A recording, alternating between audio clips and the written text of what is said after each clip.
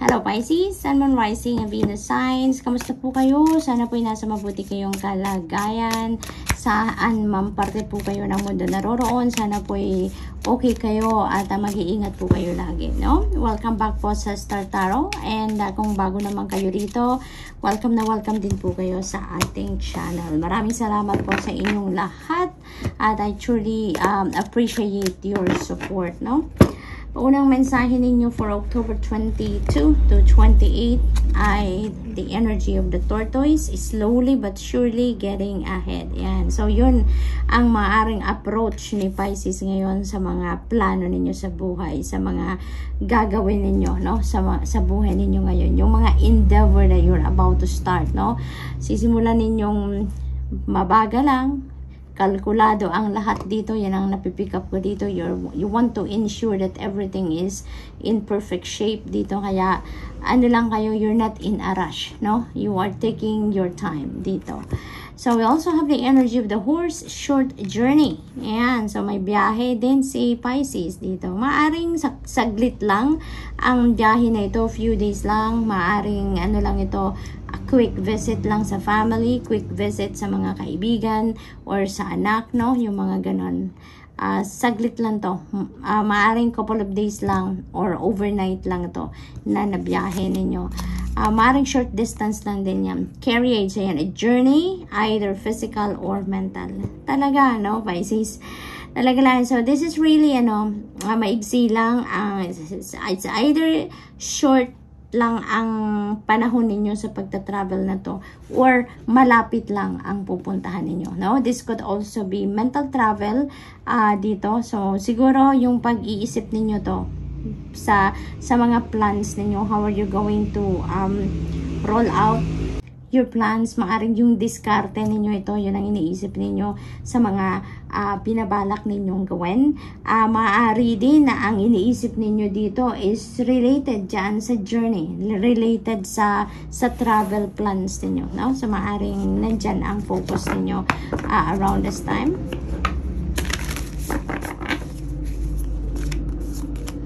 We also have fulfillment. Napakaganda. You are blessed, Pisces. Sa ngayon, you are blessed.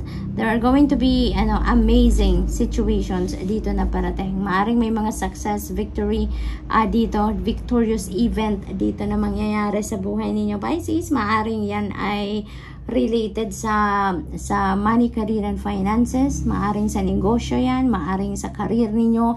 Maaring na-hit na ninyo dito ang target ninyo sa career, no? Maaring nag-succeed dito ang inyong proyekto, no? Maaring ganon. So, this is definitely success, no? Pisces, and very rewarding ang ninyo, ang ginawa ninyo dito. Kaya naman, you're going to be feeling fulfilled kasi maaring may recognition din kayong matanggap nito or maaring merong financial reward din na kasama ito, no? Kaya super happy kayo dito, Pisces. We have success. Look at that. Doble-doble, no, ang mensahe para sa inyo. So, talagang parang tatalon-talon kayo dito sa tuwa, no? Pisces, na napipick up dito kasi you are going to be successful. You are going to be prosperous and abundant dito kasi si Black Cat is very prosperous in an abundant energy. At saka fulfilled, no? So, talaga namang bonggang-bonggang accomplishment ito. An achievement ito para sa inyo, Pisces. So, congratulations. What else? We have change. Yeah, that is going to create change. You know, yung tagumpay na yan, very fulfilling ang pakiramdam ninyo dyan. Kaya, it's going to open up change, no? That is going to open up more possibilities sa inyo dito na magkaroon ng pagbabago ang course of your life dito. Kasi maaring dahil sa tagumpay na to, no, magbago ang focus ninyo sa buhay. Maaring magbago ang status ninyo sa buhay. Maaring yung success na to is going to open up more ideas, 'di ba, para sa inyo, at maaring may mga maaring mag-career change kayo dito, 'di ba? Maaring ganon or mag-expand kayo ng karera ninyo dito. So it could open up different doors for change, no? Pisces. So tingnan natin kung ano pa ang ganap.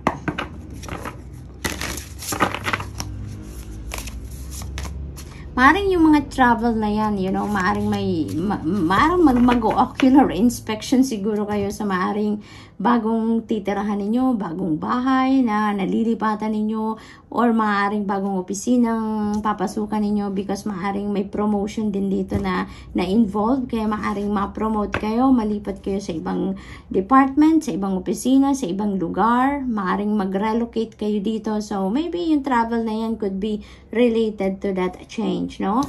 So good luck to that. We have Eagle Spirit Freedom. You are going to be feeling free dito talaga, no? So maaring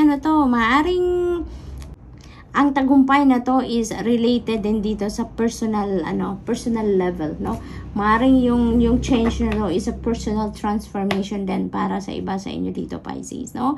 It could be ganyan na sitwasyon, maaari din naman na hindi, no? So depende sa inyong sitwasyon dito. But what I'm picking up here for some of you, you are going to break free from a situation dito wherein you were restricted, you were controlled by other people, no? So maaring ngayon talagang maglalakas loob na kayo dito, Pisces, na kumawala sa ganyang sitwasyon. You are breaking away from that restrictive energy, at ngayon magiging malaya na kayo. Magiging malaya na kayong magdesisyon para sa sarili ninyo, magiging malaya na kayong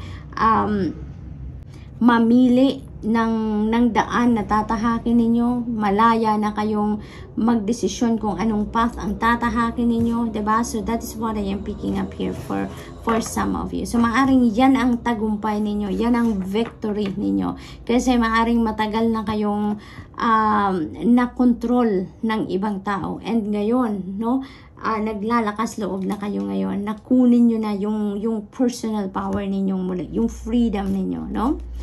So what else? We have playfulness in all the seriousness of life na maaring nangyayari, nagaganap sa buhay ninyo recently. You are also being reminded here ng energy na to na there is tamang panahon sa lahat ng bagay, no? And there is also a time for playfulness. There is also a time for you dapat for relaxing, no? Mag step back ka naman ng konti sa kung ano man ang lagi ninyong pinagkakabisihan, and make time for yourself, no? For your self-care, no? Self-love, yung ganon. It's time for you to unwind then, you know, embrace your inner child paminsan, because you need that, diba? You need balance para maging successful ka sa lahat ng gagawin mo sa buhay. There should always be balance. Kaya may panahon para sa lahat ng responsibilidad,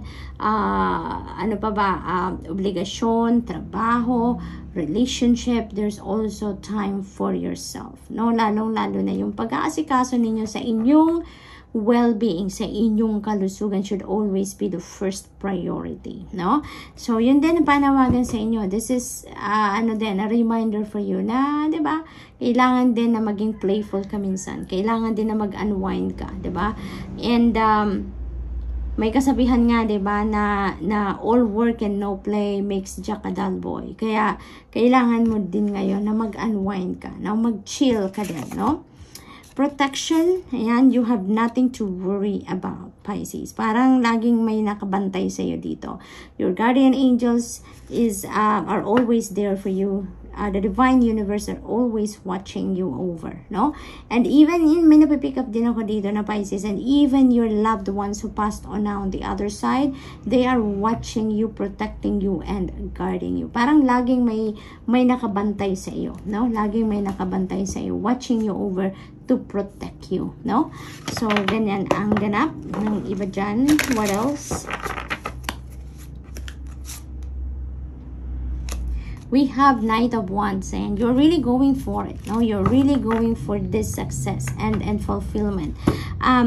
Ang napipick up ko dito, magiging mabilis ang ganap ng lahat-lahat dito, no? So kung ano man yung ngayon, yung pagbabagong mangyayari dito, kung ano man yung success na matatanggap ninyo sa ngayon, after that, everything is going to speed up, no? Parang mabilis ang tagumpay, ang pag-receive ninyo ng tagumpay dito, maaring mabilis din ang pagtanggap ninyo, and after that, no, mabibisi talaga kayo. That's what I'm picking up, no?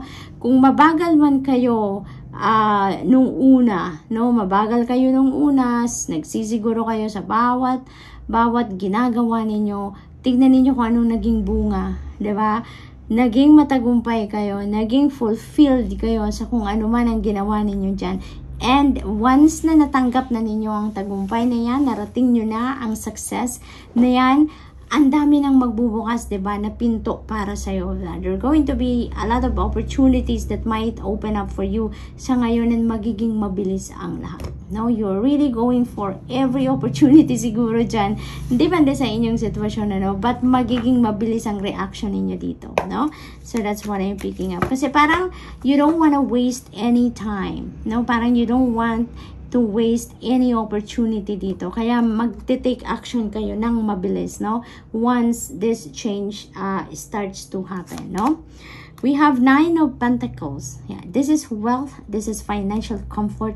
So ito yung bit-bit, no, ng success na to. So definitely ang napipick up ko dito, Pisces, this is success pagdating sa inyong money, career, and finances. Kaya magiging ano kayo dito, magiging prosperous and abundant talaga, no? Magkakaroon kayo dito ng prosperity and abundance and financial freedom, no? Financial comfort may experience na ninyo dito. Kaya ano lang, pinagsikapan nyo to, pinagtagumpayan ninyo, pinaghirapan ninyo. So you are entitled to enjoy it and savor it, no, Pisces? At huwag kalimutan, no, na magpasalamat. What else? We have Wheel of Fortune. Bonggang-bongga talaga ang panahon na ito para sa inyo, Pisces, because the universe is going to rearrange itself para dito, para maging maayos ang lahat sa buhay ninyo, no? Parang ang gagawin dito ni universe, no, if let's say for example, nandito kayo sa hindi masyadong magandang sitwasyon, you know, ang universe is going to rearrange itself para maayos ang inyong sitwasyon. Kung nasa baba man kayo ngayon, aayusin niya ang lahat, ang mga sitwasyon sa buhay ninyo para makarating ka din doon sa taas. Because, well, this is destiny at play ngayon. This is destiny at play. Ang panahon na ngayon ninyo para doon naman kayo sa taas, no? Patagal na siguro kayong nasa baba, kaya gagawin ng universe ngayon na iaangat na kayo, because it's about time na ma-experience na ninyo ang tagumpay, ma-experience na ninyo yung luxury, ma-experience ninyo ang good life, no? And happy, prosperous, and abundant life, no? So there are going to be surprises na mangyayari dito. May mga ganap dito na hindi ninyo sukat akalain na mangyayari, pero maaaring mangyari, no?